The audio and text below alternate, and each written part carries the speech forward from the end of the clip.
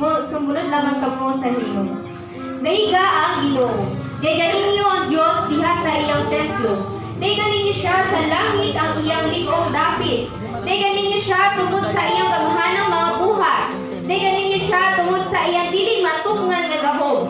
Daiga ninyo siya pinaagi sa pagpatingog sa mga budlong. Daiga ninyo siya pinaagi sa mga harpa o mga lera.